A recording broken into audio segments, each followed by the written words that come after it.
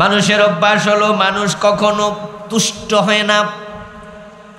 রাসূলুল্লাহ সাল্লাল্লাহু আলাইহি ওয়াসাল্লাম বলেছেন, কবরের মাটি ছাড়া মানুষের পেট তুষ্ট করার মতো আর কিছু নাই।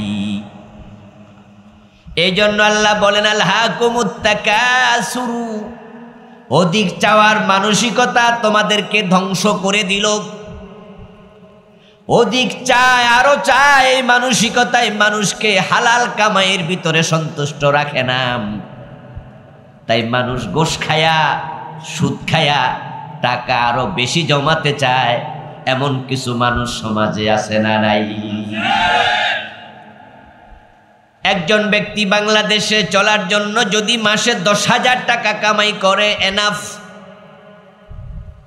দুজন চলার জন্য 20,000 টাকা কামাই যদি থাকে যথেষ্ট। ঢাকা শহরে যদি 30,000 টাকা কামাই করে, তাহলে একটা পরিবার ছোটখাটো একটা ফ্ল্যাটে থেকে দুটা ডাল ভাত খাইয়া 30,000 টাকা কামাই থাকলে সুন্দর চলতে পারে। কিন্তু যার বেতন 50,000, ওই ব্যক্তি 30,000 টাকা যে কামাই করে তার চেয়ে ঘোষ কম খায় না বেশি খায়? যার বেতন যত বেশি তার ঘোষের অঙ্কটাও তত বেশি। যে 10,000 টাকা বেতনে চাকরি করে তাকে 500 টাকা ঘোষ দিলে সে নেক। আর যে 50,000 টাকা বেতনে চাকরি করে 500 টাকা ঘোষ দিলে তিরস্কার করে বলে, আমারে ফকিন্নি পাইছো নাকি? ঠিক না? আরে আমি এত কম খাই না। এর মানে দুনিয়া হায় সেই বেশি চায় যার আছে ভুরি ভুরি। আপনার টাকা আরো চাই করতে করতে আপনি হালালের সীমা লঙ্ঘন করে ফেলবেন। যে ব্যক্তি হালালের সীমা লঙ্ঘন করে হারামের ভিতরে ঢুকে যায়, মানুষ যখন হারাম খায় তখন থেকে তার ইবাদত কবুল হওয়া বন্ধ হয়ে যায়। হারাম খাইলে ইবাদত কবুল হবে না। প্রিয় নবীজি বলেছেন, ইন্নাল্লাহা তাইয়্যিবুন লা ইয়াকবালু ইল্লা তাইয়্যিবা। আল্লাহ নিজে পবিত্র, তিনি অপবিত্র কোনো কিছু গ্রহণ করেন না। তাই প্রিয় নবী বলছেন, হারাম খাইয়া কাবায় যাইয়াও যদি 2 হাত তুলে দোয়া করো, ফালা ইউস্তাজাবু লাহুম, যারা হারাম খায় তারা কাবার ভিতরে ঢুকে দোয়া করলো তাদের দোয়া কবুল করা হবে না। আলহাকুমুত তাকাসুরু, আরো চাইতে যাইয়া তুমি হারাম খাওয়া শুরু করলা। এই হারাম তোমাকে ধ্বংস করে দিল। যার ইবাদত কবুল হবে না এই লোক কি জান্নাত পাবে? জোরে বলেন, যার ইবাদত কবুল হবে না সে কি জান্নাত পাবে? যে জান্নাত পায় নাই সে ধ্বংস, আর যে জান্নাত পাইল সেই হলো সফল। এখন জান্নাত পাইতে হলে যেই পরিমাণ ইবাদত আমরা করি, ইবাদতের পরিমাণ তো বড়ই কম। আবার সেটাও যদি হারামের কারণে কবুল না হয় তাহলে আমও নাই, সালাও নাই। আমাদের ইবাদত তো বড় সামান্য। হাদিসে পাওয়া যায় রাসূলুল্লাহ সাল্লাল্লাহু আলাইহি ওয়াসাল্লাম যখন নামাজে দাঁড়াতেন, এত লম্বা নামাজ পড়তেন, তারিমাত কদমাহু, নামাজে লম্বা দাঁড়ানোর কারণে রাসূলের 2 পা ফুলে মোটা হয়ে যেত। মা আয়েশা রাদিয়াল্লাহু তাআলা আনহা হাদিস বর্ণনা করেন, প্রিয় নবী যখন রুকুতে যেতেন এত লম্বা রুকু দিতেন, আমার কাছে মাঝে মাঝে মনে হতো রাসূল বুঝি সিজদার কথা ভুলেই গেছে।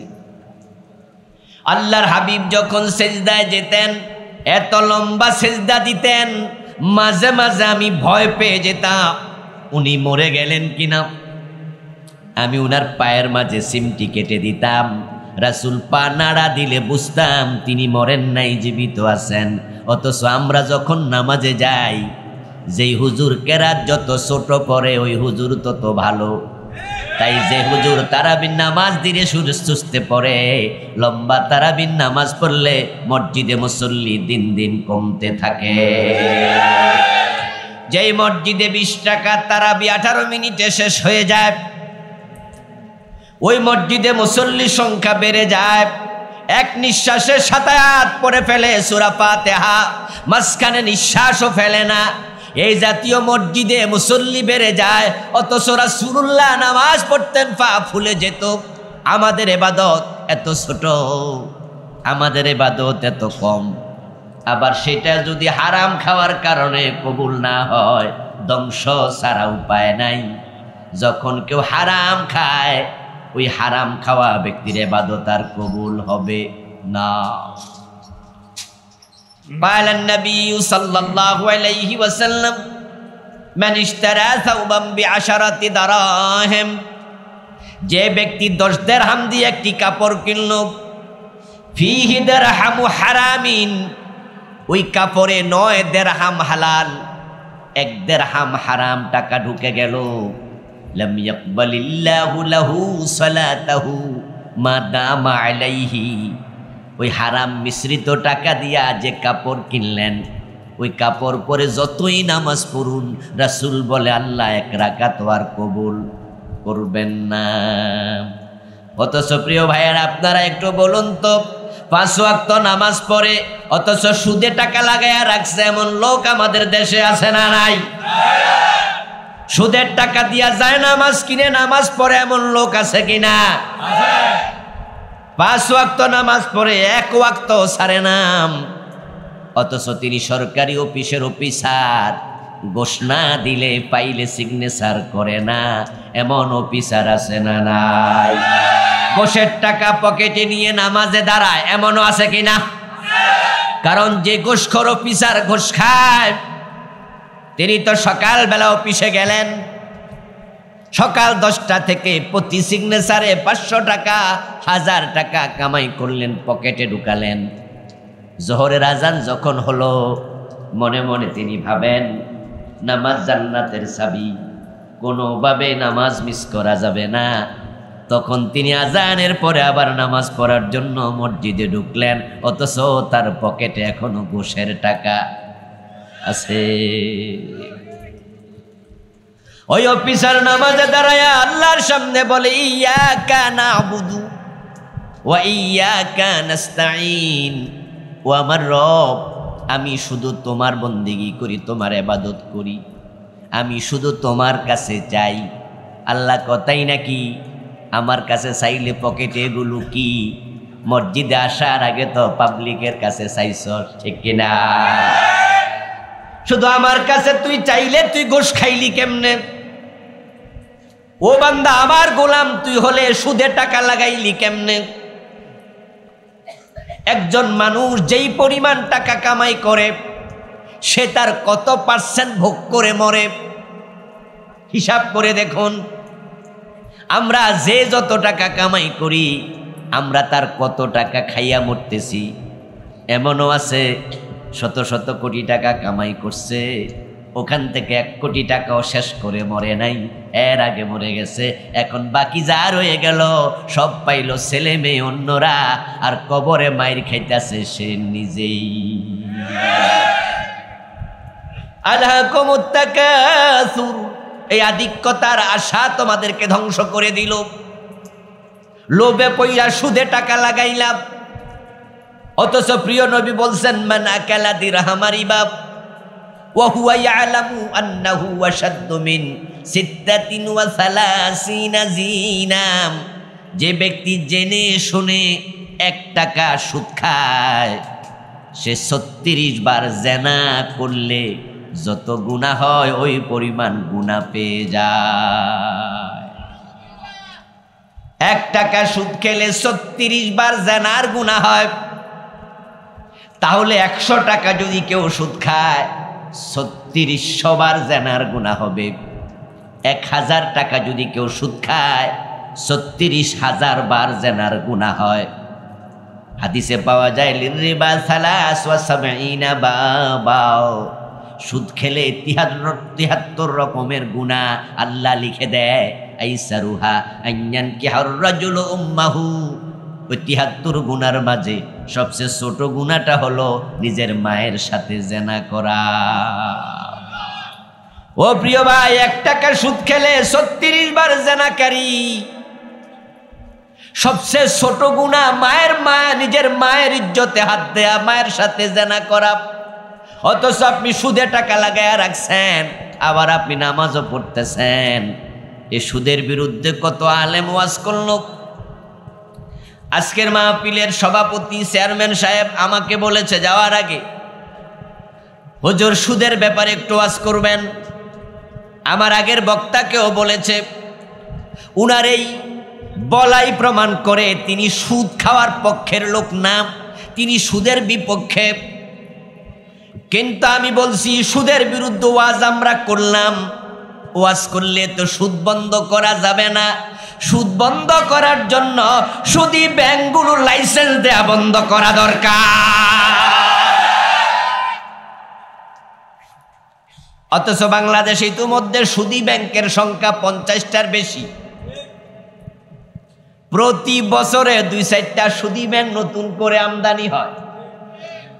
লাইসেন্স কি আমরা দেই নাকি হুজুররা দেই? তো হুজুররা ওয়াজ কইরা বন্ধ করব কেমনে? লাইসেন্স তো হুজুররা দেয় না। এখন যারা সুদের বিরুদ্ধে অবস্থান নেবে, আমি মনে করি পুরা জাতিকে সুদের বিরুদ্ধে ঐক্যবদ্ধ হওয়া দরকার। বড় জঘন্য গুনাহ সুদ। ও প্রিয় ভাই, কোন মানুষ যখন মারা যায়, আত্মহত্যা করে বিষ খাইয়া মারা যায়, এই খবর আমাদের কানে আসলে আমরা আফসোস করি। আরে কামডা করলো কি? এই লোকটা আত্মহত্যা করলো, ফাঁসিতে ঝুলে মারা গেল, বিষ খাইয়া মারা গেল, কামডা করলো কি? আমরা আফসোস করি না? আরে কামডা করলো। আমার ভাইয়ারা, কারণটাকে আফসোস করার কারণ হলো এ লোকটা একটা কবিরা গুনাহ করা অবস্থায় মারা গেছে। যেই কবিরা গুনাহ থেকে তাওবা করার সুযোগ তার আর নাই। আত্মহত্যা করা কবিরা গুনাহ, সুদ খাওয়া কবিরা গুনাহ। আত্মহত্যা করলে মায়ের সাথে জেনা হয় এমন হাদিস আমি পাই নাই। কিন্তু সুদের 73টা গুনার মাঝে সবচেয়ে ছোটটা হলো নিজের মায়ের সাথে জেনা করা। এখন যেই লোক সুদে টাকা লাগানো অবস্থায় মারা যায়, ওই লোক তো নিজের মায়ের সাথে জেনা করা অবস্থায় মরল।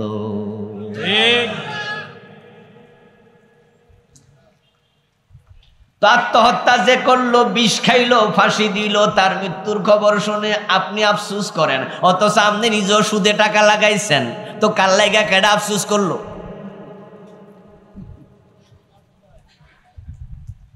ও প্রিয় ভাই, এক ছেলের নাম জিজ্ঞাসা করলো, কি নাম? কয় সুন্দর আলী। যে জিজ্ঞাসে তাকায়া দেখে বড় কালা, বোরকার মতো কালার। জিজ্ঞাসা করলো, কিরে তোর এই নাম রাখলো কেডা? আমার দাদা রাখছে, কালা দেখা সুন্দর আলী। এখন উনি জিজ্ঞাসা করে, এ গ্রামে তোর ভাইটাই আত্মীয় স্বজন যারা আছে এদের 2-4টা নাম আরেকজন আছে কালামিয়া, আমার ভাই, আপন ভাই। তখন যে জিগাইছে হে কয়, দেখা লাগবো না, আমি বুঝা লাইছি সুন্দর আলী। এমন হইলে কালামিয়ার খবর কি? ও বেটা, বিষ খায়া মরছে, আপনি আফসোস করেন, আর আপনি সুদে টাকা লাগায়া মরছেন, মানে মায়ের সাথে জানা করছেন। নাউজুবিল্লাহ পড়েন। এখন যারা সুদ খায় না তারা মনে মনে আমরা বাঁচলাম, কিন্তু রাসূলুল্লাহ আরেক জায়গায় বলছে, লাআনা রাসূলুল্লাহ সাল্লাল্লাহু আলাইহি ওয়াসাল্লাম আকিলার রিবা ওয়া মুকিলাহু ওয়া শাহিদাইহি ওয়া কাতিবাহু ওয়া ক্বালাহুম সাওয়াউন। প্রিয় নবী বলছেন, ও মিয়া, সুদ খাইলে শুধু গুনাহ হয় না, যে সুদ খায়, যে সুদ দেয়, যে সুদ লিখে, যে সুদের সাক্ষী থাকে, তারা 4 জন সমান গুনাহগার হবে। তাই সুদ খাইলে যেমন মায়ের সাথে জেনা করা, যে সুদ দেয় সেও মায়ের সাথে জেনা করছে।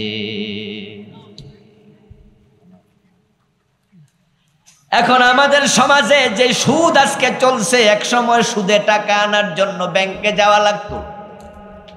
এখন ব্যাংকওয়ালারা বাড়িতে আইয়ে, দোকানে আইয়া কয়, ভাই কয় টাকা লাগবো, নেন, বেচা কিনা দিয়েন।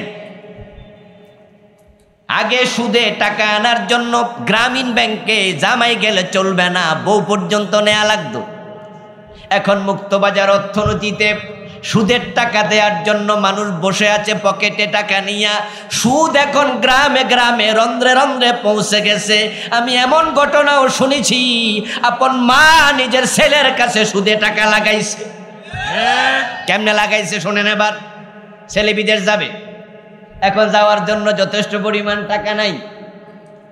এবার ছেলে বিভিন্ন জন থেকে টাকা হাওলাত আনতেছে। মা ছেলেরে কয়, তাইলে আমার কাছেও কিছু টাকা অমক রাইখা গেছে, তো যেহেতু তুই সুদে আনস তাইলে অমকের টাকা এটাই নে, ওই বিদেশ থেকে টাকা আমার কাছে দিস, আসলটাও দিস, সুদও দিস, আমি পাঠাই দেব। পরে শোনা গেল এটা অমকের টাকা নয়, এটা মায়ের নিজের টাকাই। ও ভাইয়েরা, আপনাদের আত্মীয় স্বজনে এমন পাবেন টাকা হাওলাত চাইলে চেহারা কালো হয়ে যায়, বলবে ভাই কত দিমু, টাকা তো নাই। কিন্তু সুদে চাইলে কয়, তবে হ্যাঁ অমকে কিছু টাকা আমার কাছে রাইখা গেছে, কইছে একটু বাড়াইয়া বুড়াইয়া দিয়েন, একটু লাইরা সাইরা দিয়েন। এমন লোক আছে নাই? কইছে আমার কাছে দিয়া গেছে, একটু লাইরা সাইরা দিতাম কইছে। তো লাল্লা চাললে কি এটা ডিম দিব না, এটা বাচ্চাও দিব। আসলে যে স্বাস্থ্য ভাই খালাতো ভাইয়ের নাম বলে টাকা দিয়া দেয়, অনেক ক্ষেত্রে দেখা যায় মিথ্যা কথা বলছে, এটা তার নিজের টাকাই দিছে। আপন ভাই ভাইয়ের কাছে সুদ খায়, মা ছেলের কাছে সুদ খায়। সুদ ঢুকে গেছে ঘরে ঘরে, রন্ধ্রে রন্ধ্রে ঢুকে গেছে। আমাদের সে বড় বড় হুজুররা সুদের বিরুদ্ধে ওয়াজ করতে করতে মরে গেছে। এবার আপনারা একটু কন্ত, সব আমার দিয়া কয়েন না, সুদ কি মারা গেছে না জোয়ান হয়েছে? এখন বড় হুজুররাই সুদ বন্ধ করতে পারে না, ওয়াজ কইরা আমি কেডা? কয় হাতি ঘোড়া গেল তল, বকরি আইসা কই কত জল। আমরা যাদের কাছে পড়েছি, যারা হুজুর ছিল, বড় বড় আলেম ছিল, পীর ছিল, আমরা ছোট মানুষ, তাদের ছাত্র, অনেকের নাতি ছাত্র, ছাত্রের ছাত্র, ওই হুজুররাই সুদ বন্ধ করতে পারলো না, ওয়াজ করে। এটাই প্রমাণ হয় ওয়াজ করলে শুধু হবে না, রাষ্ট্রীয়ভাবে সুদ বন্ধ করার উদ্যোগ নিতে হবে। রাষ্ট্র যদি চায় সুদ খাইলে ঘুষ খাইলে যেমন অপরাধ, সুদটাকে অপরাধ ঘোষণা করো, মাঝে মাঝে তল্লাশি চালাবে, যারা সুদে টাকা লাগায় তাদেরকেও জেলে নিতে হবে।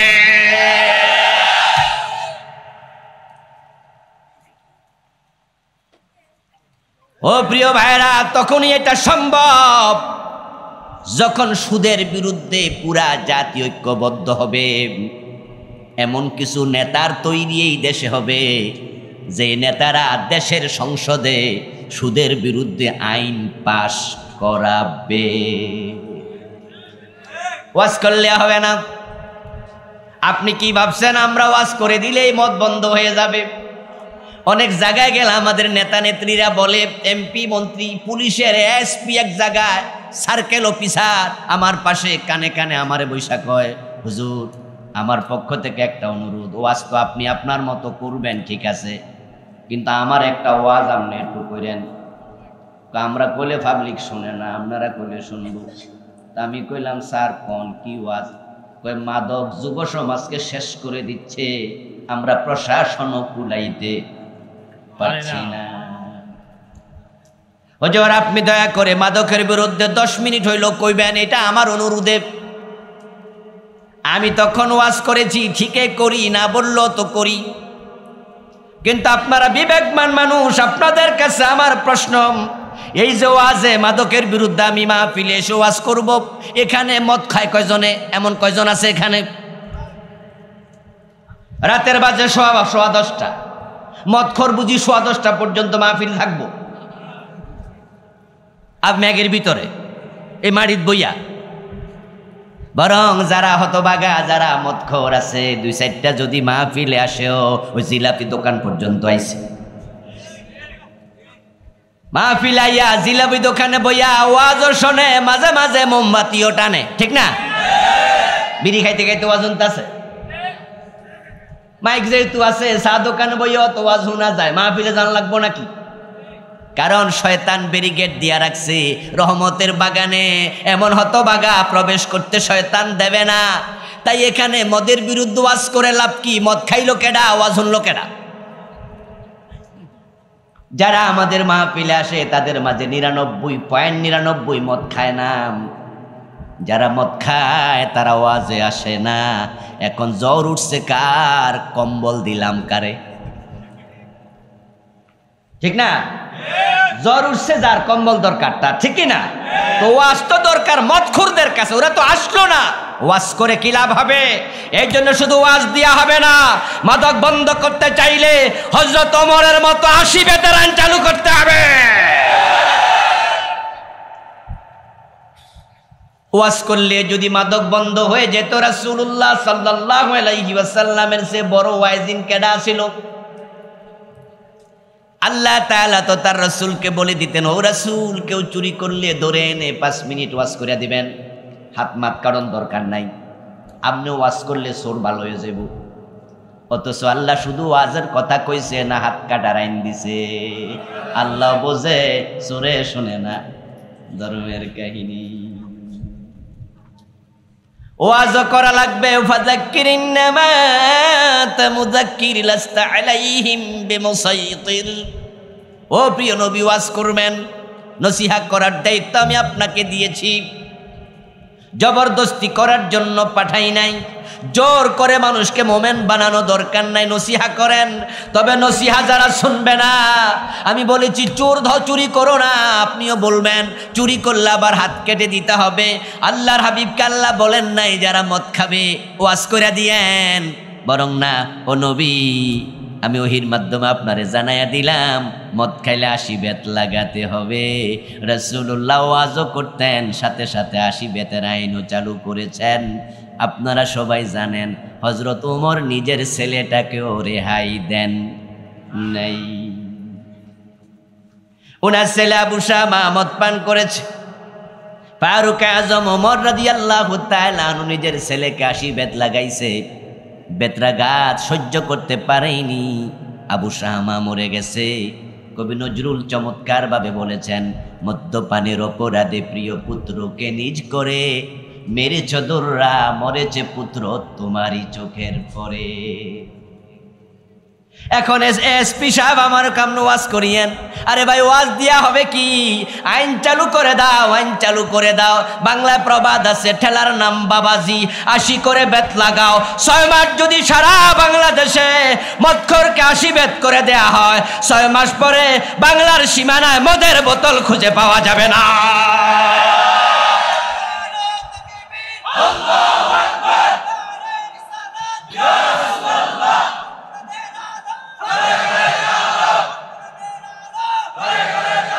আমার প্রিয় ভাই, 80 বেত করে যদি লাগাও, মদ পান করলে সেটা টেলিভিশনে দেখাও, খবরে লাইভ প্রচার করো কেমনে লাগাইতাছে। শরীয়তের বিধান হলো যখন কোনো কিসাস, কোনো হুদুদ, কোনো কাফারাত কায়েম করা হবে, আল্লাহর বিধান হলো মানুষের সামনে কায়েম করা লাগবে। সূরা নূরে আল্লাহ বলেছে, যারা জিনা করবে তাদেরকে আপনি মানুষের সামনে, মানুষের উপস্থিতিতে বেত্রাঘাত করবেন। এবং যারা অপরাধকারী তারা বেত খায়া সোজা হয়ে যাবে। আর অন্যরা কেমনে পিটায় ও দৃশ্য দেখে অন্যায় ছেড়ে দেবে।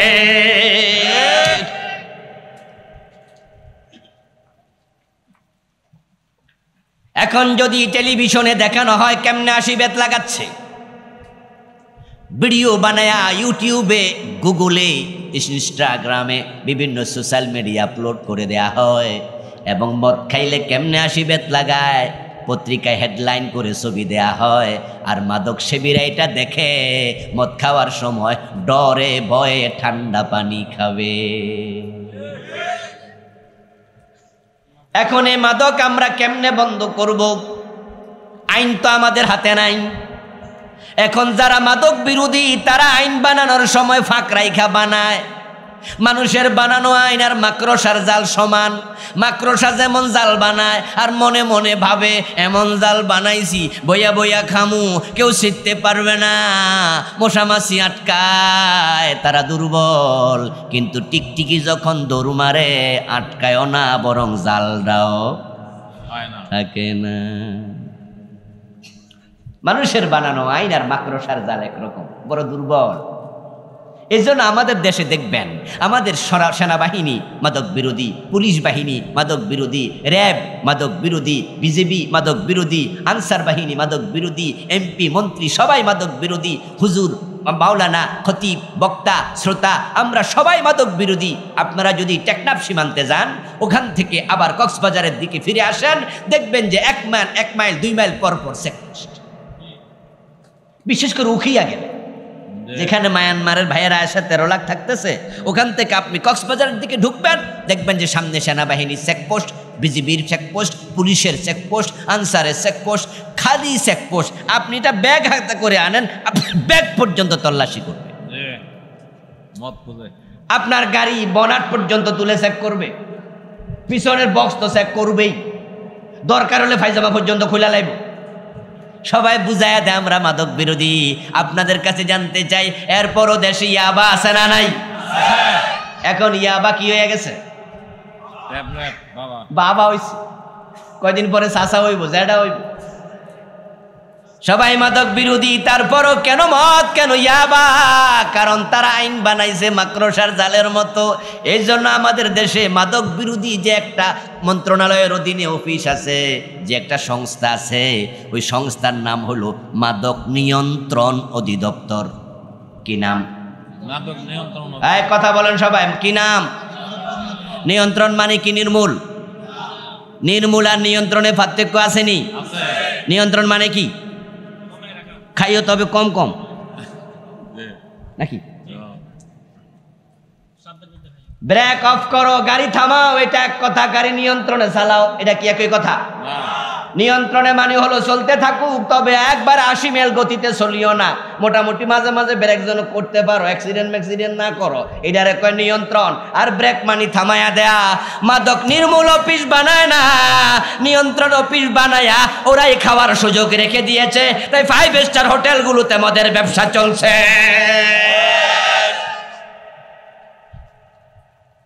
হোটেল সোনারগাঁয়ে মদের দোকান আছে, আপনারা হয়তো জানেন না। 5 স্টার হোটেল সবগুলোতে আছে।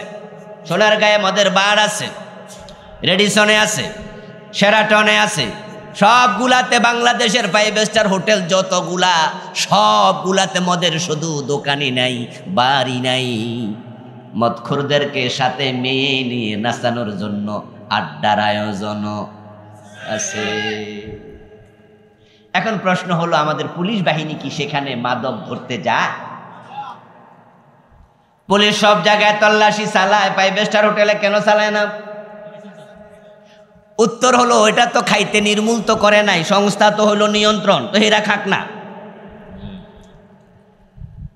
ও প্রিয় ভাই, গরিবের ছেলে মদ খাইলে পুলিশ ধরে নিয়ে যাবে, আর দলিল দুলাল 5 স্টার হোটেলে খাবে, ধরবে না।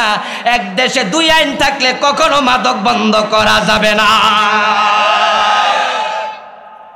এই জন্য আমরা বলবো, মাদক নির্মূল একটা আলাদা সংস্থা লাগবে, নিয়ন্ত্রণ নয়, নির্মূল অধিদপ্তর খোলা লাগবে। পাপাচার বন্ধ করতে হলে সিরিয়াসনেস, আপনাকে সিরিয়াস হওয়া লাগবে। সুদ খাওয়া বন্ধ করুন, ঘুষ খাওয়া বন্ধ করুন। হারাম খাওয়া অবস্থায় মারা গেলে উপায় নাই। আপনি সুদের টাকা লাগাইয়া আপনি সুদ খাইতে খাইতে মরে যাবেন, জান্নাত পাবেন কেমনে? ও আমার প্রিয় ভাই, কিন্তু পরিতাপের সাথে লক্ষ্য করি আমি, আমাদের দেশে যদি কোনো মেয়ে টাকা দিলে ইজ্জত দেয়, আমরা ওই মেয়েকে বলি পতিতা, প্রস্টিটিউট। নিকৃষ্ট বাংলায় আরো খারাপ শব্দ আছে, নাম আমি বললাম না।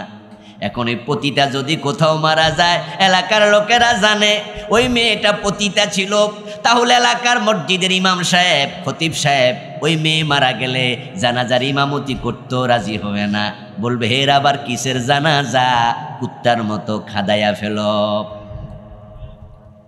যে মেয়ে 500 টাকার নোট দিলে ইজ্জত দেয়, এরকম চরিত্রহীন মাইয়া হে জানাজা পড়ে লাভ কি? আর কুত্তার মতো গর্তে ফাদায় ফেল। পতিতার যদি সন্তান বড় হয়, কেউ বিয়ে করাতে রাজি হয় না, বাবার ঠিক নাই জারজ, সভ্য লোকেরা বিয়ে দেয় না, বিয়ে করায় না, পতিতার ছেলে মেয়ে বিবাহ হবে না। পতিতাকে মানুষ থুতু দেয়, ঘৃণা করে। অথচ একটা পতিতা যদি 50 বছর পর্যন্ত জানা করে, সে কিন্তু 20,000 30,000 বার জানা করতে পারবে না, এত বয়স কুলাবে না। দিন 10 বার কইরা জানা করলো, 50 বছর হায়াত পাইলে 20,000 বার হয় না। আমি ক্যালকুলেটারে হিসাব করে দেখছিলাম, কিন্তু যারা 1000 টাকা সুদ খায় তারা 36,000 বার জানা করে ফেলে। তাহলে বলুন তো, পতিতা বেশি খারাপ না সুদখোর বেশি খারাপ? এখন আমরা হইলাম সবাই গরিবের ব্যাপারে সিরিয়াস, ধনীর ব্যাপারে হালকা। ওই যে বলছি, গরিবের ছেলে মদ খাইলে পুলিশ ধরে থানায় নিয়ে পিটায়, আর ধনীর ছেলে যদি 5 স্টার হোটেলে খায় তারে ধরতে যায় না। ঠিক সুদখোরের ব্যাপারেও, পতিতার ব্যাপারেও আমরা এমন আচরণ করি। গরিব পতিতাকে থুতু দেই, আর যে বেটা সুদ খাইয়া খাইয়া পেট মোটা করছে তারে ভোট দিয়া নেতা বানাইয়া দেই। যার পেট যত বড় তার সালাম তত বেশি। অথচ তা তো হওয়ার কথা ছিল না। আমি তো মনে করি যদি পতিতাকে থুতু মারা যায়, থুতু মারা হয়, থুতু মারতে হয়, সুদখোরদেরকে স্যান্ডেল মারা দরকার। তাহলে সমাজে সুদ কমে যাবে। এখন যারা হারাম খাচ্ছেন, ঘুষ খাচ্ছেন, সুদ খাচ্ছেন, টাকা ব্যাংকে জমাইছেন, জমি কিনেছেন, বিঘা বিঘা বাড়ি করেছেন আলিশান ওই হারাম টাকা দিয়া, কিন্তু আল্লাহ তাআলা বলে, শোনো, হাত্তা যুরতুমুল মাকাবির, যতই কামাও, যতই জমাও, যতই বাড়ি গাড়ি করো, থাকতে পারবা না। হঠাৎ করে বিনা নোটিশে চলে যাওয়া লাগবে। ঠিকানা হলো তোমার ওই কবরস্থান। হাত্তা যুরতুমুল মাকাবির, তোমাকে চলে যেতে হবে কবরেই। قال النبي صلى الله عليه وسلم كن في الدنيا كأنك عابر سبيل وعد نفسك من أهل القبور। প্রিয় নবীজি বলছেন, দুনিয়া এমন ভাবে থাকো যেন তুমি একজন মুসাফির, এবং তুমি নিজেকে মনে করো তুমি কবরের বাসিন্দা। কবর থেকে তোমার দূরত্ব খুব বেশি নয়, খুব বেশি নয়। যদি নিঃশ্বাস এখন বন্ধ হয়ে যায়, তাহলে কালকে এই টাইমে তুমি দুনিয়ার উপরে না নিছে, কবর তোমার একেবারে নিকটেই। মুসাফিরের মতো থাকো। মুসাফির যখন জমিনে চলে, আমরা সফরে যাই সৌদি আরবে, বিদেশে, আমেরিকায়, ইউকেতে, যাওয়ার সময় আমরা যখন সফরে রওনা দেই, যাওয়ার সময় ঘরে সবচেয়ে সুন্দর কম্বলটা গোছায়া কাঁধে লই, মুন্ন সিরামিকের 4-5টা প্যালেটে লই, তারপরে 40-50 জোড়া জামা কাপড় লই। এরকম কইরা একবারে বিশাল একটা বোঝা কাঁধে লইয়া সফরে কোনোদিন গেছি? কারণ হলো আমরা জানি যদি এই সম্পদগুলো আমি কাঁধে লই, আমার সফরের এটাই হলো আমার জন্য বড় বোঝা। তাই আমরা ওই পরিমাণ নেই যে পরিমাণ বহন করার ক্ষমতা আমার আছে। আমি বেশি বেশি নেই না। আমার রাসূলও তাই বলেন, দুনিয়ায় টাকা লাগবে, পয়সা লাগবে, খুব বেশি জমায়ও না। কারণ খুব বেশি যদি জমাও, খাইতে তো পারবা না, সাথে কবরেও নিতে পারবা না। কিন্তু তোমার এই সম্পদ তোমার আখিরাতে জান্নাতের পথে বাধা হয়ে যেতে পারে। ও প্রিয় ভাই, আপনি যে কোটি কোটি টাকা কামালেন, চোখ বন্ধ হলে 1 টাকা আপনার সাথে আর নাই, সব অ্যাকাউন্টে। জমি কিনেছেন কয়েকশো বিঘা, মরে যান 3.5 হাত, আর আপনার সাথে যা আছে সব আপনজনেরাই খুলে নিয়ে যাবে। দুনিয়া বড় নিষ্ঠুর জায়গা, বড় নিষ্ঠুর জায়গা। আপনার হাতের আংটিটাও খুলে নিয়ে যাবে আপনজনেরা, ঘড়িটা খুলে ফেলবে, পকেটের মানি ব্যাগটা একজনে নিয়ে যাবে, মাথার টুপিটা খুলে ফেলবে, গায়ের জামাটা খুলে ফেলবে, পায়জামাটা পর্যন্ত খুলবে, আমাদের মা বোনের নাকের ফুল, কানের দুল, গলার চেন সব খুলবে, একবারে তোমাকে বস্ত্রহীন বানায়া তারপরে একটা চাদর দিয়ে ডেকে দেবে। যাওয়ার সময় 3টার চেয়ে বেশি কাপনের কাপড় কোটিপতিকেও দেয়া হবে না। এবং জেনে থাকো দোস্ত, কাফনের কাপড়ে কোনো পকেট দেওয়ার নিয়ম নেই। সুদ বোঝনায়, গোল বোঝনায়, হালাল বোঝনায়, হারাম বোঝনায়, শুধু কামাইছে। এখন সাথে কয় টাকা নিলা? তো খাইব কেডা, মাইর খাইব কেডা? এই দুনিয়া বড় নিষ্ঠুর জায়গা, বিপদের সময় কেউ নাই। নিজের মা বাবা পর্যন্ত দুনিয়াতে থাকে না, আর আখেরাতে তো বহু দূরেরই কথা। আমাদের কুরবান যখন আসে নিমসার বাজারে, চান্দিনা বাজার, আমাদের এখানে চন্ডীমুড়া বাজার আছে না, গরু বাজার আছে নি, গরু বাজার যেখানে বড় সেখানে দেখবেন যে মাইকে কয় পকেট সাবধান। বাজারওয়ালারা মাঝে মাঝে কয় পকেট সাবধান, কারণ গরু বাজারে কি থাকে, পকেট মাইর। পকেট মায়ের ব্যবসা যারা করে, 2 নাম্বারি ব্যবসাটা যারা করে, তারা 2 আঙ্গুলের ইনকাম করে। একটু আঙ্গুল ঢুকাইয়া টান মারছে 1 লাখ টাকা, সাথে সাথে শেষ। 1000 টাকার বান্ডিল হলে এটা কামাই করতে তার কয় মিনিট লাগছে? কথা বলে না ভাইয়ারা? আরে 2 মিনিটও লাগে নাই, ঢুকাইছে আরামসে, যতক্ষণ লাগে আরই। এখন বিনা কষ্টে 1 লাখ টাকা পায়া লাইল, ওই জন্য কামাইতেও কষ্ট নাই, খরচেও কষ্ট নাই।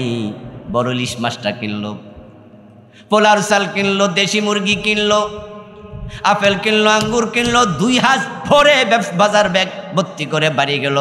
যাওয়ার পরে একা খায় না, সবাই মিলে, মা খায়, বাবা খায়, ছেলে খায়, মেয়ে খায়, বউ খায়, আত্মীয় স্বজন সবাই খায়, সবাই মিলে পেট ভরে খেলো। পরের দিন আবার আরেক বাজারে গেল, আরেক বেডার পকেটে হাত দিতে দেরি, আজকে ধরা খাইতে। আর এখন যদি কোনো এলাকার মাস্তান টাইপের কারো পকেটে হাত দিয়া ধরাটা খায়, তাহলে কিয়ামত দুনিয়াতে গইটা যায়। কিল কারে কয়, সাথে সাথে ভাদ্র মাসের তাল, একটাও মাটিতে পড়তে দেবে না, গুছায়া কিলাইয়া মাটিতে শোয়া পিটাবে। এই বেটা তোর বাড়ি বাড়ি কই, তাড়াতাড়ি। ও বেটা ঠেলায় পড়লাম, আমার বাড়ি অমুক গ্রামে, এই তোর বাবার নাম কি? এর বাবারে মোবাইলে ফোন দে। এখন একজন বাবারে ফোন দিল, নাম্বার ঢুকে গেল, অমুক আপনার ছেলে নাকি? বাবা কয় জি। কথা হলে আপনি চন্ডীমুড়া আসেন। বাপে কয় কেন? পকেট মারি করে ধরা খাইছে, আপনার সাথেও কথা আছে। 30 সেকেন্ড পরে দেখবে মোবাইলে আর কল ঢুকবে না, কানেক্ট দেয়া সম্ভব না। বাবারে পুলিশ পাঠাইও আনতে পারবেন না, বাবা জানে এই টাইমে গেলে মাইর খাওয়ার সম্ভাবনা বাবার। গতকালকে সবাই মিলে আপেল খাইছে, আজকে মাইর খায় কয়জনে? এটাই হলো দুনিয়া। এবার কবরের খবর কি? আল্লাহকুমুত তাকাসুরু, আল্লাহ এক শব্দে কত দারুণ মেসেজ দেয়। এইভাবে আরো চাই, পাগল হয়ে গেছো কামানোর জন্য, এটাই তোমাদের ধ্বংস করে দিয়েছে, ঠিক কিনা? স্বল্পে তুষ্ট হয়ে যান, স্বল্পে তুষ্ট হয়ে যান, অভাব কমে যাবে, কম খাবেন, আলহামদুলিল্লাহ বলবেন। হারামে আরাম নাই, হারামে আরাম নাই। যারা বেশি হারাম কামায়, আল্লাহ মুখের খাবার শুদ্ধ তুলে নেবে, আরাম তুলে নেবে। যারা বেশি ঘুষ খায়, বেশি হারাম খায়, সন্তান হবে মাস্তান, সন্তান হবে মদখোর, বউয়ের হবে ক্যান্সার, নিজের হবে এমন রোগ আল্লাহ দিয়া দেবে জীবনের এক পর্যায়ে। খাবার দাবার পর্যন্ত বন্ধ। ডাক্তার বলে দেবে সকালবেলা 1টা রুটি খাবেন, কাপ চালের ভাত খাবেন, রাতের বেলায় সবাই খাবে, আপনি শুধু তাকায়া থাকবেন।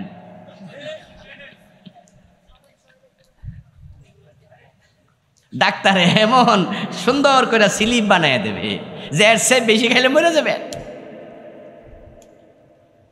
যারা বড় বড় গাড়িতে চলে, বিশাল বড় বড় বাড়িতে থাকে, এসি রুমে থাকে, আপনারা যারা মিডল পন্থী আছেন, মধ্যম ধরনের আছেন, কম পয়সাওয়ালা, গরিব নিম্নবিত্ত আছেন, মধ্যবিত্ত আছেন, অনেকে মনে করে এই বেডার ফাজারও জিভে কত এসি, বাড়িতে এসি, গাড়িতে এসি, কত মজা। অনেক বড় লোক দেশে আছে, খবর নিয়ে দেখেন, ট্যাবলেট না খাইলে ঘুমেও ধরে না। হারামের মাঝে আসলে আরাম নেই। আল্লাহকুমুত তাকাসুর, আধিক্যতা তোমাকে শেষ করে দেবে, দুনিয়াতেও দেবে, আখেরাতেও দেবে। আমি এমন লোককে চিনি, পরিচিত আছে আমার সাথে, অনেক পয়সাওয়ালা মানুষ, কিন্তু সাংসারিকভাবে খুব অশান্তি। আমার ড্রাইভারের সাথে গল্প করছে এক ভিভিআইপি লোক, বাংলাদেশে এমন, এখানে আমার মনে হয় 70-80% নাম বললে চিনে ফেলবেন, এতটা পরিচিত মুখ। ওর ড্রাইভার গল্প করছে, তার বউ মদের বারে গিয়ে মদ খাইয়া এতটা এলোমেলো হয়ে গেছে যে হেঁটে গাড়িতে উঠতে পারে না। পরে ড্রাইভার সহ আরেকজন মিল্লা 2 জনে কোলে লইয়া বউরে গাড়ি তুলছে। অথচ লোকটা দেশের ভিআইপি, শত শত কোটি টাকার মালিক। এবার বলুন তো, যে ভদ্রলোক ঘরে যাওয়ার পর রাতের 12টা বাজে দেখে ঘরে বউ নাই, বউ মদের বারে আছে। রাতের বেলা 2টা বাজে ছেলে বাসায় নাই, হে আরেকটা গেছে। দেখে রাতের 1:30টা বাজে মাইয়াটাও আসে নাই, সে আরেক ড্যান্স ক্লাবে নাচতেছে। ওই বেটা ঘরের মাঝে ঘুম আসবে কেমনে হয়? মেয়ে ঘরে নাই, যুবক ছেলে ঘরে নাই, নিজের বউডা পর্যন্ত বারে চলে গেছে। এই বেটা ট্যাবলেট খাইলেও তো ঘুমাইতে পারবে না। বাহির থেকে দেখা যায় কোটিপতি, বিশাল বিল্ডিং, ঘরের ভিতরে শান্তির তালিবাস্যটাও নেই। এই জন্য আপনাদেরকে অনুরোধ করবো, হালাল ভাবে কোটি টাকা আসুক, কোনো অসুবিধা নাই। ওসমান রাদিয়াল্লাহু তাআলা আনহু ধনী মানুষ ছিলেন, আপনিও ধনী হবেন, ইসলামের জন্য ব্যয় করবেন, মসজিদ বানাবেন, মাদ্রাসা বানাবেন, ব্রিজ বানাবেন, কালভার্ট বানাবেন, ইয়াতিম পালবেন। টাকা এই উসিলা আল্লাহ জান্নাত দেবে। হালাল ভাবে আসুক, আপত্তি ইসলাম করেনি, কিন্তু হারাম ভাবে বড় লোক হবেন না, কোনো লাভ নাই। হারামের আরাম আল্লাহ কেড়ে নিয়ে যায়। ঐশীর নাম শুনছেন? ঐশীরে কি ভুলে গেছেন নাকি আপনারা? যারা বড় মানুষ, শিক্ষিত, তারা বলে নাই, ছোটরা হয়তো নাম জানেনি। 5-7 বছর আগের ঘটনা। মা বাবা 2জন অফিসার, বাবা তো অনেক বড় অফিসার, মেয়ে ক্লাস 9-এ পড়ে। হঠাৎ করে পত্রিকার হেডলাইন, বাবা মা 2জনকে গত রাতে 9-এ পড়ুয়া মেয়ে জবাই করে মেরে ফেলেছে। পত্রিকার হেডলাইন দেখে, টেলিভিশনের খবর দেখে আঁতকে উঠলাম, হায়রে বাবারে মারে মারে মারে, দেশে এমন শুনেছি, কিন্তু কোনো মেয়ের হাতে বাবা মা খুন এর আগে আর আমি শুনি নাই। আবার ছোট্ট একটা মাইয়া, কেন হলো কি হলো জানি না। পরবর্তী খবরে আসলো, দেখলাম এ মেয়ে ছিল মাদকাসক্ত, এবং তার বাবা ওই মেয়েকে নাকি প্রতি মাসে তার পকেট খরচ দিত 50,000 টাকা।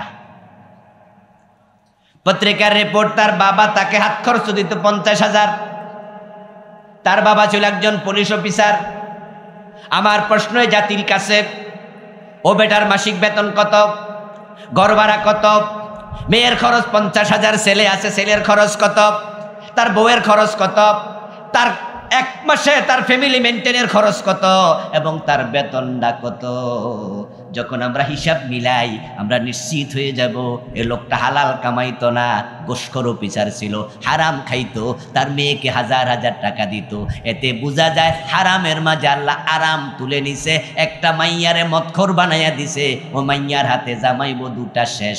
এতে তো প্রমাণ হয় হারামের মাঝে আসলেই আরাম নেই। রিক্সাওয়ালাদের খবর নেন, এই জমিনে সবচেয়ে হালাল কামাই যারা করে তারা হলো যারা গত্র খাটে, যারা মানুষের বাসায় কাজ করে, রিক্সা চালায়, সংসার চালায়। আপনি তাকায় দেখেন, ওই রিক্সাওয়ালা সারাদিন খেটে 500 টাকা কামাই করে, 700 টাকা কামাই করে। একটা রিক্সাওয়ালা যদি চায় হারামভাবে কামাই করতে, হারামভাবে কামাই করার সুযোগও তো নাই। 20 টাকার ভাড়া 25 টাকা চাইলে পাবলিকে ধমক মারে, ঠিক না? একটু বেশি চাইলে আরে ভাবে হারাম ভাবে কামাইবেন, আসলটাই দেয় না, বরং 20 টাকার ভাড়া 15 টাকা দিয়া উল্টা কয়, বেটা অনেক দিছি যা। ভাড়া বেশি চাইলে আর থাপ্পড় মারে, এমন লোক আছে না? এই রিক্সাওয়ালারা হালাল কামায়, হালাল, দিন মজদুররা হালাল কামায়। তার পজিটিভ দিক দেখেন। এবার ডায়াবেটিক আক্রান্ত হইয়া খাবার দাবার বন্ধ হয়ে গেছে এমন রিক্সাওয়ালা সমাজে কয়জন পাবেন? খুব কম। রাতে ঘুমের ট্যাবলেট খাইয়া ঘুমায় এমন রিক্সাওয়ালা কয়জন আছে? ছেলে মদখোর গাঁজাখোর মাইয়া পলাইয়া গেছে, মদ কথা শোনে না, জালেম হয়ে গেছে, এমনও আপনি পাবেন না। রেয়ার কেস 2-4 জন পাইলে পাবেন। বরং রিক্সাওয়ালাদের ব্যাপারটা দেখবেন, কামাই কম খায় বেশি। এমন রিক্সাওয়ালাও আছে সকালবেলায় শুধু কাঁচা মরিচ দিয়ায় 3 প্লেট খাইয়ালায়। পেঁয়াজের নাম কইলাম না, কারণ দাম বেশি, না হয় কইতাম যে কাঁচা মরিচ এবং পেঁয়াজ দিয়া। কারণ পেঁয়াজ মানুষ কয় যে বউ কোটার সময় কান্দে আর জামাই কেনার সময় কান্দে। হ্যাঁ, বাজারে কিনতে গেলে কেডা কান্দে, আর ঘরে কোটার সময় কেডা কান্দে? কি জাজ রে বাবা। সকালবেলায় বের হওয়ার আগে 3 প্লেট পান্তা ভাত খায়ালা, দুপুর বেলা গাড়ি থামাইয়া হোটেলের মাঝে 4-5 প্লেট খায়ালা, রাতের বেলায় গাড়ি চালায়া যখন ফিরে কামাই কত 500-700, যদি কোনোদিন একটু বেশি কামাই হয়ে যায়, কোনো দিলওয়ালা কোনো পয়সাওয়ালা মানুষ আপনাদের এলাকার চেয়ারম্যান ফারুক ভাইয়ের মতো রিক্সায় কোনোদিন উঠেছে, রিক্সাওয়ালার 1000 টাকার নোট দিছে, 20 টাকার ভাড়া কয়টা নিস, এমন 2-1 পয়সাওয়ালা মানুষ সমাজে আছে না? পয়সাওয়ালা এমপি চেয়ারম্যান মেম্বার উনার এলাকার ভোটার, যা 500 টাকা দিলাম, আজকে 1000 টাকা কামাই। কিছু খালি রিক্সাওয়ালা দেখবেন রাতের বেলায় একা একা বাড়ি যায়, আর আপনি বললেন চন্ডিমুড়া বাজার খাড়াইয়া ওই আমারে নেও, ফিরা কয়েন না, খালি খালি যাইতেছে, আপনি বলেন আমারে নাও, না। এর মানে হে বুঝে আইস গাজা কামাইছি, আপাতত আর না হইলো, মানে ওর মাঝে আরো চাই মানসিকতা নাই। আর বুক পকেটে হাত দিয়া দেখে 10 টাকা 5 টাকার নোট, বুঝছে তো, এরকম ফুলে রয়েছে, প্যান্টের পকেটও ফুলে রয়েছে, মনে মনে বাবা আর কামাইয়া কি লাভ, এই বেড়া নিয়ে আবার কয় লালমাই পর্যন্ত যায়, তো ঝামেলা করা দরকার কি, নিমুই না, আমার বাড়ি তো সামনে।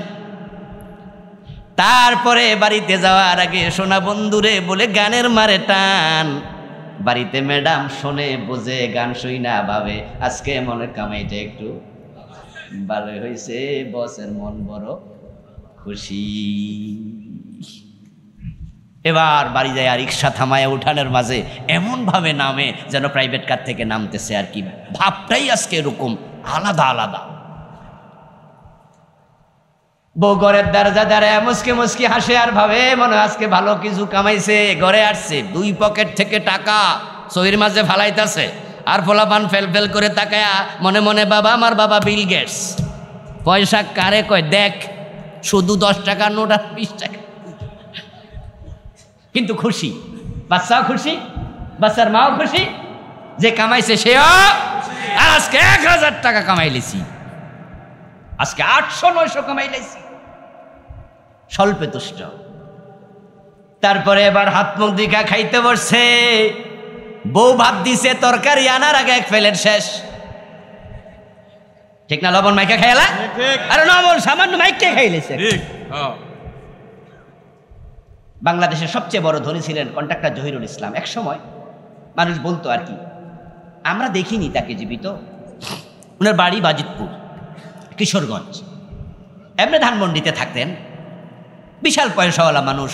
উনার বাড়ির পাশে হেলিকপ্টার নামার জন্য রানওয়ে বানাইছে, বিমান নামার জন্য। হেলিকপ্টার তো রানওয়ে লাগে না, হেলিকপ্টার মাঠে নামে, বিমান রানওয়ে লাগে, ওই রানওয়েটা এখনো আছে।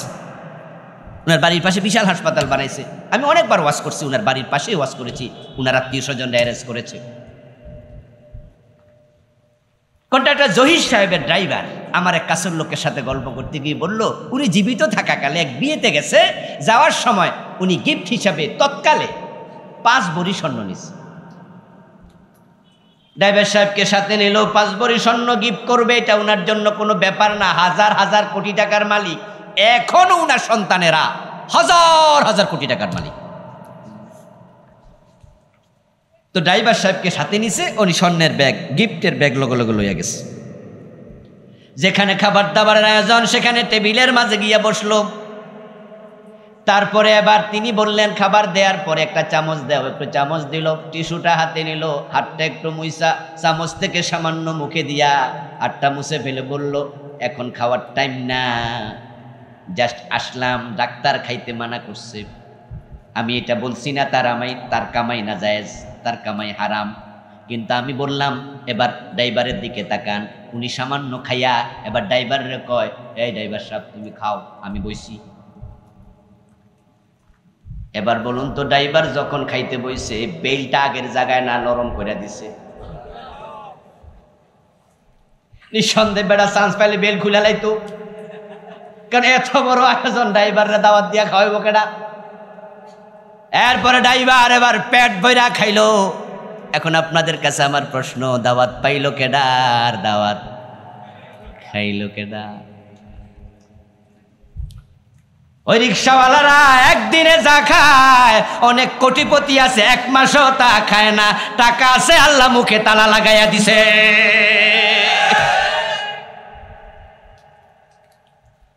কোটিপতি হয়ে কি লাভ হবে যদি তুমি না খাইয়া যাইতে পারো? কবেরও তো নিতে পারবা না, নেয়ার তো কোনো সিস্টেম নাই। এজন্য কামাই করার সময় হালাল হারাম চিন্তা করা দরকার আছে না নাই? আমি আপনাকে বলবো না যে আপনি কামাই টামাই বন্ধ কইরা চাকরি বাকরি চাইরা দিয়া আপনি জঙ্গলে চলে যান। ইসলাম এটা বলেনি, ইসলাম এটা বলেনি। টাকা পয়সা হবে নৌকার তলার পানির মতো, পানি ছাড়া নৌকা চলে না, কিন্তু ওই পানি আবার নৌকার ভিতরে ডুবতে দেয়া হবে না। এজন্য ছোটকালে আমরা নৌকা চড়ে চড়ে পার হয়েছি বিভিন্ন জায়গায়। ব্রিজ ছিল না, নৌকা ছিল। আমিও কুমিল্লার মানুষ, আপনারাও তো কুমিল্লার মানুষ নাকি? আমরা কাকরি নদী দিয়ে পার হয়েছি, আমাদের আত্মীয় স্বজন ছিল মিয়াবাজার দিয়া যেটা গেছে, ওখানে আমরা ছোটকালে কত নৌকা পার হয়েছি। দেখতাম নৌকার মাঝি আমাদেরকে নৌকা তুলতো, তখন তো রিক্সা ছিল, রিক্সা সহ নৌকা। তারপর ওই পাশে যাব, তারপরে বেটা বাটি লইয়া পানি কেটে কেটে ফেলাই, কারণ তার নৌকা গামায়া গামায়া পানি উঠতেছে। যে পানি ছাড়া নৌকা চলে না, মাঝি সেই পানি আবার নৌকার ভিতরে থাকতে দেয় না, কাইটা কাইটা পালাইয়া দেয়, কারণ সে জানে এই পানি যদি বেশি ঢোকে এই পানি নৌকাটা ডুবাইয়া দেবে। টাকা ছাড়া দুনিয়া চলবে না, চাকরি বাকরি ব্যবসা বাণিজ্য সব লাগবে, তবে টাকা হারাম হালাল বুইলা কলবে ঢুকাইও না, কলবে আল্লাহর ভয় ঢুকাও, জান্নাতের আশা ঢুকাও। যদি হালাল হারাম ভুলে যাও এই টাকা তোমাকে জাহান্নামে নিয়ে ডুবাইয়া ছাড়বে। হাত্তা জুরতুমুল মাকাবির, তোমরা চলে যাচ্ছ, সবাই যাচ্ছ ঠিকানা কবর। হতে পারে আজকের দিন তোমার জীবনের শেষ দিন, আজকের রাত শেষ রাত। এই জন্য আব্দুল্লাহ ইবনে ওমর রাদিয়াল্লাহু তাআলা আনহু বলতেন, ইজা আমসাইতা ফালা তানতাজিরিস সাবাহ ওয়া ইজা আসবাহতা ফালা তানতাজিরিল মাসা। ও আল্লাহর বান্দা, যখন বিকাল উপনীত হবে তখন সকালের আশা করো না। এমনও হতে পারে সকাল হবে কিন্তু তুমি আর দুনিয়ায় থাকবা না। রাতের বেলায় ঘুমাইছে সুস্থ মানুষ, ঘুমের মাঝে মরে গেছে, এমন ঘটনা আছে না নাই? বাড়িতে রওনা দিছে, গাড়ির তলে পরে মরে গেছে, কল্পনাও করে নাই মরে যাবে। বরং রাস্তার পাশে যাদের বাড়ি এমন ঘটনা হয়, বউরে কইছে বাটটা 12 টেবিলের উপরে নেও, বউ রেডি কইরা কয় খাইয়া যান, কয় না গরু ডানি। রাস্তার ওই পাশে গরু বানছে, বউ ভাত রেডি করে টেবিলে নিছে, গরু আইনা খাবে। আসার পথে বা যাওয়ার পথে গাড়ি চাপা পইরা মইরা গেছে, টেবিলে ভাত আছে, খাওয়ার সুযোগ আর পায় নাই। কবে কার রশিতে টান পড়ে যা আমরা কেউ জানি না।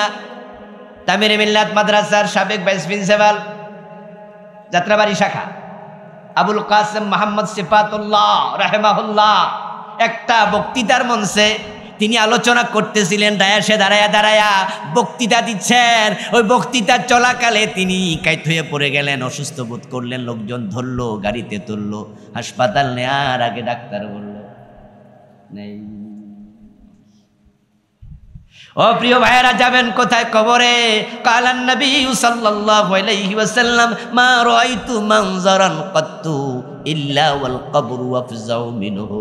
যেই কবরে তোমরা যাবে, শোনো আমি নবী মুহাম্মদ বলছি, আমি মালাকুত দেখেছি, জাবারুত দেখেছি, জান্নাত দেখেছি, জাহান্নাম দেখেছি, মেরাজে আল্লাহ আমারে সব দেখাইছে, কিন্তু কবরের মতো মারাত্মক কোনো জায়গা আমি আর কোথাও দেখি নাই। ওই আপনার বাড়ির পাশে মাটির নিচে কবর, মা শুয়ে আছে, বাবা শুয়ে আছে। আমার রাসূল বলছেন, আমি যত জায়গা দেখেছি কবরের মতো মারাত্মক জায়গা আমি আর দেখি নাই। ওই কবরের ব্যাপারে সাবধান হয়ে যান, সতর্ক হয়ে যান। কবর হবে তেমন, আপনার আমল হবে যেমন। কবর কেমন হবে তা দেখার জন্য মরা দরকার নাই। আমরা যারা হজ করতে যাই, আপনারা যারা হজে গেছেন, হজের টাকার উপর ডিপেন্ড করে প্যাকেজ হয়। 5 লাখ টাকার প্যাকেজ আছে, 8 লাখ টাকার প্যাকেজ আছে, 15 লাখ টাকার প্যাকেজও আছে, আবার এক সময় 3 লাখ 3.5 লাখ টাকার প্যাকেজও ছিল। আমরা প্যাকেজের দিকে তাকাইয়া বুঝি হোটেলটা কেমন হবে, দূরত্ব কেমন হবে এবং সেখানে খাওয়ার মান কেমন হবে। যদি আমরা শুনতাম 15 লাখ টাকার প্যাকেজ, 10 লাখ টাকার প্যাকেজ, আমরা বলি নিশ্চয় হোটেল হবে কাবা ঘরের সাথে, ক্লক টাওয়ারে হবে, শেরাটনে হবে, পাশে দারুণ দারুণ বিল্ডিং আছে, দারে তাওহীদে হবে। নামবেন আর কাবার ঘর নামবেন আর নামাজ পড়বেন। অথবা এমন জায়গায় মসজিদ আছে, মসজিদে আবু বকর সিদ্দিক হোটেলের মাঝে কাবার অংশ মসজিদ বানাইছে, নামাজ পড়ার জন্য জামাতে মাটি তো নামা প্রয়োজন হয় না। খাবার 3 বেলা দেবে, ভিআইপি মানের হোটেল হবে সেই রকম। আর যে বেটার প্যাকেজ 3.5 লাখ, ওই বেটার হোটেলটা কি এমন হবে? খাবার কি এমন হবে? থাকার রুম কি এমন হতে পারে? আমরা তখন বুঝে নেই 1.5 মাইল দূরে হতে পারে। এমন হোটেল দেবে যেটা লিপ ভাঙ্গা, হয়তো ওঠার সময় আটকা পড়া যাবে, নামার সময় টিপলে নামবো না, নিজে হাইটটা নামবা। তারপরে রওনা দিয়া নামাজ পথে মাঝে জামাত শেষ, রাস্তার মাঝে খাড়াইয়া পড়বা। খাবার হয়তো 1 বেলা দেবে, আরেক বেলা তুমি খাইতে পাইবা না। এই হলো 3.5 লাখের প্যাকেজ, 15 লাখের মতো হয় না। যারা নামাজে ফাঁকি দেয়, রোজায় ফাঁকি দেয়, ফজর পরে জোহর পড়ে না, আসর পরে মাগরিব পড়ে না, জুমা পরে ওয়াক্তিয়া পড়ে না, তাদের কবর কখনো ভালো জায়গা হবে না। ও প্রিয় ভাই, তোমার আমল হবে যেমন, তোমার কবর হবে তেমন। কবরের জিন্দিগি শুরু হয়ে যাবে মানুষের। ইন্তেকাল করে কবরস্থ করার সাথে সাথে কোনো দেরি নাই। রাসূলুল্লাহ সাল্লাল্লাহু আলাইহি ওয়াসাল্লাম বলছেন, ফেরেশতা দুজন এসে তাকে তুলে ধরাইয়া বসাবে। হাত্তা ইয়াসমা কারআনি আলিহিম, যখন তাকে তুলে বসাবে, আপনজনেরা কবরের মাটি সমান করে দিয়া চলে যাচ্ছে, ওই কবরস্থ মানুষটা উঠে বসে তাদের জুতার আওয়াজ চলে যাচ্ছে নিজের কানে শুনবে। এর মানে দাঁড়ালো কবর দিতে দেরি, ফেরেশতা আসতে দেরি করবে না। এবং যে 2জন ফেরেশতা আসবে, ওই 2জন ফেরেশতা এতটা মারাত্মক হবে, তাদের চোখ হবে ঘূর্ণায়মান নক্ষত্রের মতো। রাসূলুল্লাহ সাল্লাল্লাহু আলাইহি ওয়াসাল্লাম বলেছেন, আতাহু মুনকার ওয়া নাকির, আইয়ুনহুমা মিসলু কুদুরিন নুহাস ওয়া আনিয়াবুহুমা মিসলু সায়াসিল বাকার ওয়া সুয়াতুহুমা মিসলুর রাত। তাদের চোখ হবে তামার ডেগের মতো, ঘূর্ণায়মান নক্ষত্রের মতো, দাঁত হবে গাই গরুর শিংয়ের মতো, কণ্ঠস্বর হবে গর্জন, মেঘের যে গর্জন হয়, বিজলি চমকানোর সময় যে ঠাডা পড়ে, ঠাডা পড়ার মতো কণ্ঠ হবে, অপরিচিত হবে, চোখগুলো নীল হবে, চেহারা কালো হবে। তারা 2জন এসে আপনাকে কবরে তুলে বসাবে, বসাইয়া আপনার সাথে কথোপকথন শুরু করবে। মান রাব্বুকা ওয়া মা দীনুকা ওয়া মান নাবিয়ুকা। তারা প্রশ্ন করবে আরবিতে, আপনি তো আরবি জানেন না। আবু জাহেল আবু লাহাব জানতো, উত্তর দিতে পারেনি, পরিস্থিতি বড় ভয়াবহ। তখন আল্লাহর সাহায্য ছাড়া কোনো ব্যক্তি কবরে প্রশ্নের উত্তর দিতে পারবে না। আল্লাহর সাহায্য পাবে তারা 5 ওয়াক্ত নামাজে যত্ন নিয়েছিল যারা। 5 ওয়াক্ত নামাজ যারা পড়েনি, আল্লাহর সাহায্য তারা সেদিন পাবে না, জবাব দিতে ব্যর্থ। এই জন্য কবরের প্রথম প্রশ্নটা আল্লাহ নিজে করবেন। আমাদের দেশে আমরা সবাই জানি যে কবরের প্রথম প্রশ্ন ফেরেশতা করবে, মান রাব্বুকা ওয়া মা দীনুকা। অথচ এই হাদিসটা মাশহুর হয়েছে পাবলিকের কাছে আলেম ওলামাদের বক্তৃতার কারণে। আরেকটা হাদিস আলেমরা কম বলার কারণে পাবলিকলি মাশহুর হয়নি। ওই হাদিসটা হচ্ছে প্রশ্নকারী স্বয়ং আল্লাহ 1 নাম্বার। কারণ ফেরেশতা আরবিতে প্রশ্ন করবে, মানুষ তো সবাই আরবি জানে না। আমাদের গ্রাম অঞ্চলে নিজের নাম লিখতে পারে না, অথচ বালা মানুষ, এমন কিছু লোক আছে না? এখন হয়তো এটা সংখ্যা কম, এখন তো প্রাইমারি স্কুল শিক্ষা দীক্ষা বাড়ছে, কিন্তু একটা সময় তো ছিল গ্রামের মেম্বার সাহেব দস্তখত জানত, এমন কি ছিল না? মানুষ নামাজি, মানুষটা সৎ, কিন্তু কিচ্ছু জানে না, কলম সরু সরাইয়া পারে। আচ্ছা, যে নিজের বাংলা ভাষা দেখে দেখে পড়তে পারে না, হে বেটা মান রাব্বুকা কইলে ফেরেশতারা আরবি বুঝবে? আর জবাব দিতে না পারলে তো জাহান্নাম। তাহলে মূর্খ বেটার খবর কি? এখন সে তো আরবি বুঝবে না, জবাব কেমনে দেবে? ফেরেশতার 3 নাম্বার প্রশ্ন, ওমান নাবিয়ুকা ওমা হাযার রাজুল আল্লাযী বুইসা ফীকুম। আচ্ছা, এই যে আমি আরবি বললাম, আপনারা কি সবাই বুঝে লেছেন আরবির অর্থ? কথা বলতে হবে কিন্তু। সবাই বুঝছেন? এই মাঠেই তো আপনারা বুঝেন নাই। আর 100 বছর আগের লোকের কথা বাদ দেন। মান রাব্বুকা নয় বুঝলেন, ওমা দীনুকা এই পর্যন্ত নয় বুঝলেন। 3 নম্বর প্রশ্ন তো লম্বা, ওমা হাযার রাজুল আল্লাযী বুইসা ফীকুম, এটা কি বুঝবেন আপনি? তার জবাবটা কেমনে দেবেন? আপনি তো প্রশ্নই বোঝেন নাই। এই জন্য ফেরেশতা প্রথম প্রশ্নকারী নয়, প্রথম প্রশ্নকারী হবেন আল্লাহ নিজে। কারণ আমার রব জানে তামাম দুনিয়ার সব মানুষ আরবি প্রশ্ন উত্তর দিতে পারবে না, আর প্রশ্নের আরবি উত্তর যদি না দিতে পারে সবাইরে আল্লাহ জাহান্নামে দিয়া দিলে তার কোটি কোটি নামাজি বান্দাও জাহান্নামে যাওয়া লাগবে, কারণ বেটা তো আরবি বুঝেই না। এই জন্য বিশ্বনবী বলছেন ইদা উকবারাল মাইয়িত ইদা কুবরাল মাইয়িত মুসিলাত লাহু শামসু ইনদা গুরুবিহা, মানুষকে যখন কবরস্থ করা হবে ফেরেশতা 2 জন যাইয়া তাকে কবরে তুলে বসাবে, তখন সে উঠেই দেখবে সূর্য ডুবে যাচ্ছে। সূর্যটাকে ডুবন্ত অবস্থায় আমার আল্লাহ হাজির করে দেবে। ওয়াজলিসু ওয়ায়ামসাহু আইনাই, ওই লোকটা উঠে দেখবে সূর্য ডুবে যায়। সে যদি নামাজি হয় তখন তার মনে পড়ে যাবে, আল্লাহ তাকে মনে করাইয়া দেবে। সুবহানাল্লাহ পড়েন। আল্লাহ মনে করাইয়া দেবে, এ সূর্য তো ডুবা যায়, আসরের নামাজ তো পড়স নাই। ওই নামাজি ব্যক্তিকে আল্লাহ শুধু মনে করাইয়া দেবে না, আল্লাহ ফেরেশতাদের সাথে কথা বলার জন্য আরবিও শিখাইয়া দেবে। সুবহানাল্লাহ। আমরা যারা 5 ওয়াক্ত নামাজ পড়ি কখনো নামাজ কাজা করি না। এমন যদি হয় কোনোদিন জোহরের নামাজ পড়ার পরে আপনি টের পান নাই, ঘুম গেছেন, আসর পড়েন নাই, এমন সময় উঠলেন, উঠে দেখেন মাগরিবের সূর্য ডুবে যাচ্ছে, ডুবতে আর 10 মিনিট 15 মিনিট বাকি আছে, ওই সময় একজন নামাজি মানুষের কাছে আল্লাহর এই দুনিয়াতে নামাজের চেয়ে গুরুত্বপূর্ণ আর কোনো কাজ নাই। ইন্না লিল্লাহ পরে দৌড় মারবে অজু করার জন্য, অজু করে নামাজ পড়ে আগে, তারপরে বাকি কিছু দৌড়ানো অবস্থায় মা ডাক দিল, ও বাছা শোন কথা আছে। আপনি ইশারা দেবেন, মা সূর্য ডুবে যায়, আগে নামাজ পড়ি, তোমার কথা পরে শুনবো। বাবা ডাকলো, দাঁড়াবে না, কেউ ডাকলে খারাবে না, আগে নামাজ, আগে নামাজ, আগে নামাজ। সূর্য ডুবার 10 মিনিট বাকি আছে। আমরা যারা নামাজি ওই সময় নামাজের গুরুত্ব সেই বুঝবে, আপনারা যারা ফাঁকিবাজ আপনারা বুঝবেন না আমার ওয়াজের মর্ম। এজন্যই কবি বলেছেন কি যে ব্যথা বিষে বুঝি বেশি কিসে, কবু আসে বিষে দংশেনি যারে।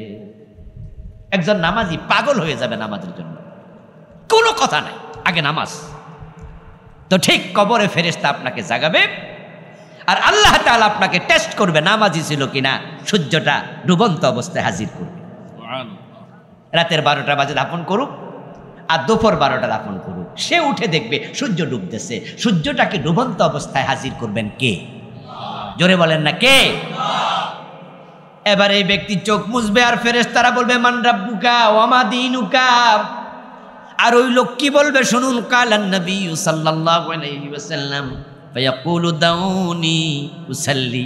ওই লোকটা বলবে কথা বলার সময় নাই, আগে আমি আসরের নামাজ পড়ি। যখনই নামাজে এই কথা বলে দেবে তখন ফেরেশতারা বুঝে নেবে এ তো আল্লাহর ভালো বান্দা, আল্লাহর পরীক্ষা তো পাশ করে ফেললো, আল্লাহ তো তার মুখ থেকে কথাই শুনতে চাইছিল। এবার ফেরেশতারা বলবে ও আল্লাহর বান্দা, এটা আলমে বরজক, এখানে আর নামাজের প্রয়োজন নাই, তুমি বসো, তুমি বসো। এবার আল্লাহ তাআলা কোরআনে বলতেছে ইউসাব্বিতুল্লাহুল্লাযীনা আমানু বিল কওলিস সাবিতি ফিল হায়াতিদ দুনিয়া ওয়া ফিল আখিরাহ। আমি আল্লাহ জাতীয় লোকেরে দুনিয়া ঈমানের উপর অটল রেখেছি, আমি আখিরাতের প্রথম গাটি কবরেও তাকে ঈমানের উপর অটল রেখে দেব। এবার প্রশ্ন করতে দেরি, আমার আল্লাহ সব উত্তর শিখাইয়া দেবে।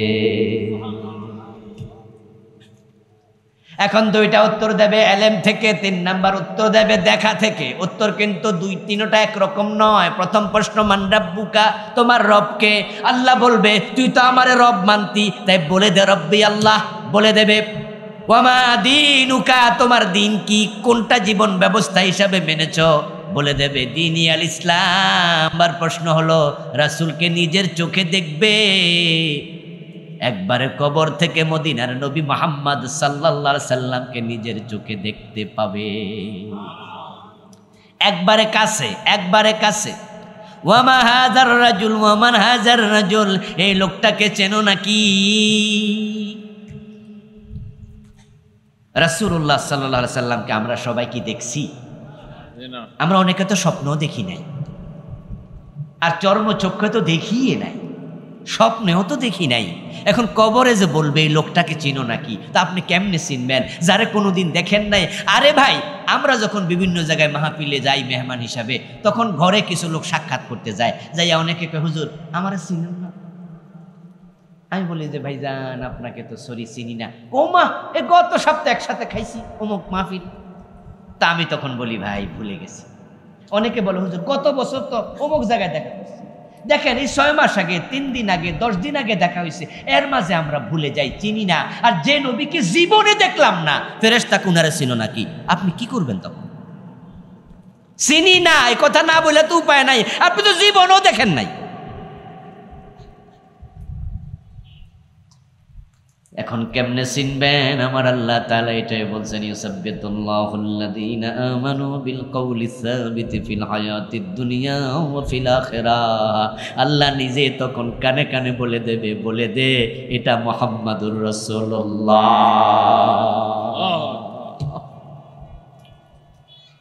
আল্লাহ আপনাকে ঈমানের উপর অটল রাখবে তখন, আপনি নামাজের কথা বলতে পারবে যখন। এখন বলুন তো, কবরে প্রশ্নের উত্তর দিতে হলে ভালো করে নামাজ ধরা দরকার আছে না নাই? ভালো করে নামাজ ধরুন। আপনার আমল যেমন কবর তেমন। কবর বড় মারাত্মক জায়গা, নেক আমল ছাড়া কবর কিচ্ছু চিনে না।